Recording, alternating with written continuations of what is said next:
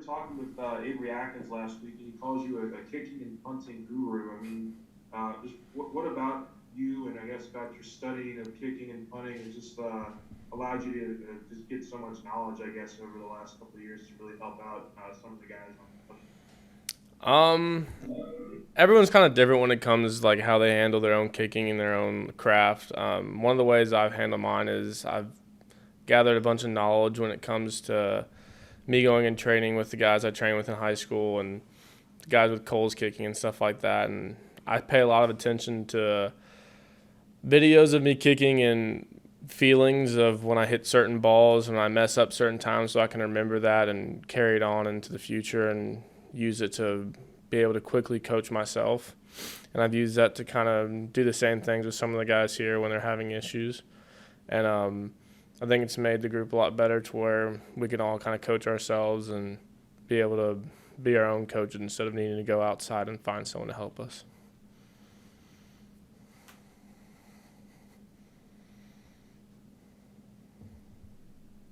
Scott, are you speaking?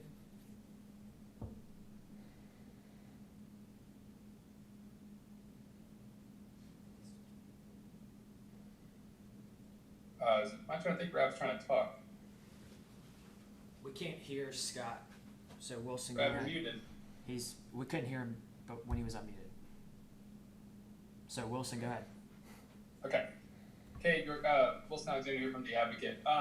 You talked about there, like, everybody sort of kicking and punting can be very individual, specialists can be. So how does Coach McMahon sort of help y'all? Like, what is sort of his style in terms of coaching y'all when everything can be so individual in what y'all do?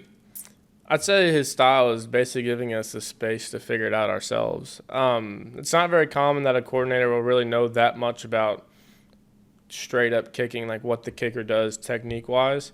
But he does a good job of giving us the space to be able to talk in the meeting room with each other and kind of just work things out. And if I need something certain or need to work on something certain a certain day, like a certain drill, or if I need space to just go off on my own and figure something out, he'll give us that space. But that's why it's such a big deal that we need to be able to coach ourselves and figure out what's wrong in the moment, and be able to kind of fix it ourselves.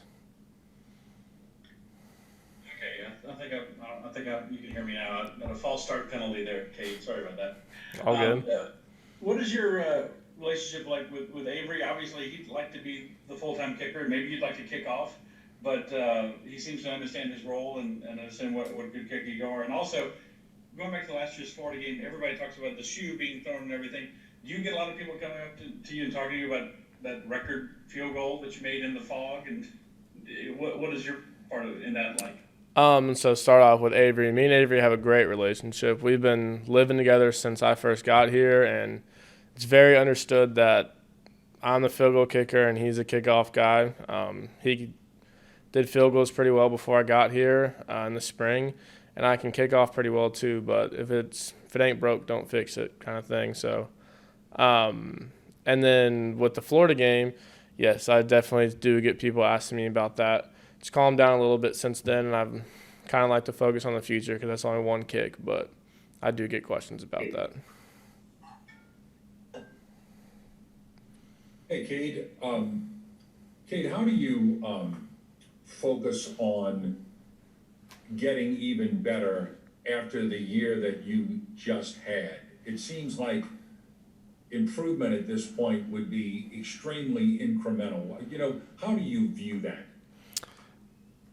Um, I think perfection is impossible to reach. So that's not really like you never reach your max potential. You just keep going and going. Like even if I make a kick, it doesn't mean that I love the hit. There are plenty of kicks that I've made that weren't great hits, and there's plenty of kicks that I've missed that I was like, okay, I hit that pretty well, but it didn't go through.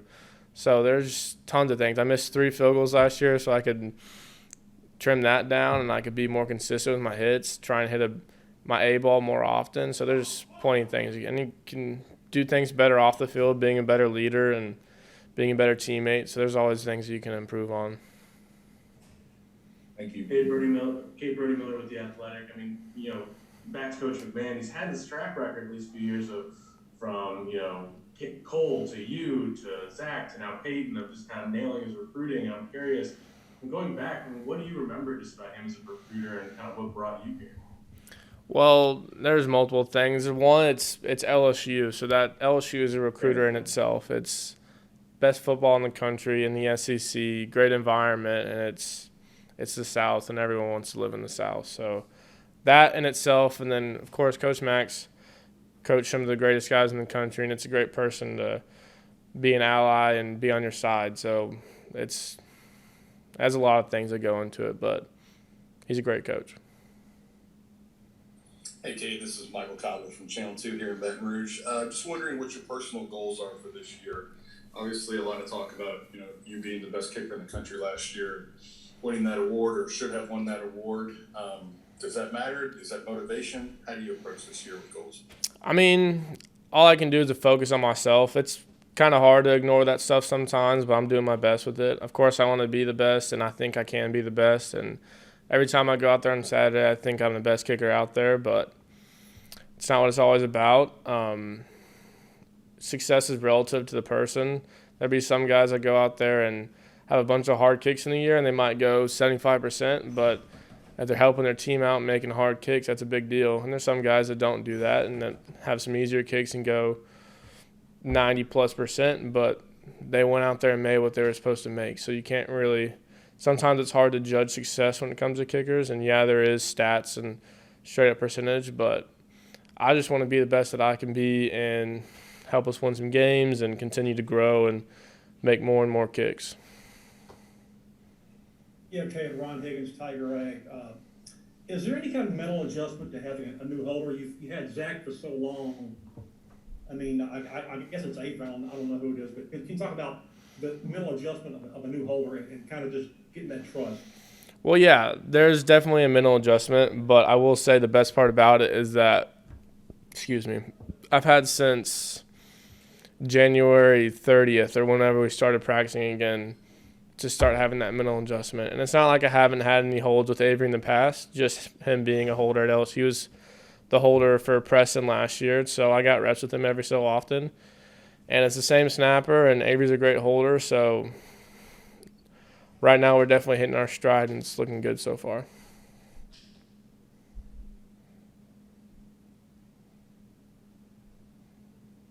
Hey, Kay, Jacques Doucet, WAP-TV in Baton Rouge. Over the years, we'll hear like some offensive and defensive linemen goof about kickers. They don't work at practice. They're doing whatever while we're sweating and grinding or whatever. Obviously, you guys have been very good on special teams, so I would assume that's not quite the case. But what is the case in practice for kickers? Yeah, I get that one often from the O-linemen. While we may not be sweating as much as they are, not our whole body just worn out and all that stuff, we do wear our legs out, especially during fall camp. We are out there the entire practice. There may be days that I'm not kicking, but on those days, Avery and Peyton are punting. So we split it up like that because we can't tear our legs up. But it's not like some other schools where the kicker starts the practice and goes off and plays 9 holes at the university golf course. We get our work in. Kate Wilson from the Advocate again. How would that punter competition between Peyton and Avery, just how would you assess sort of their strengths as punters and what they're kind of both bringing to that position right now?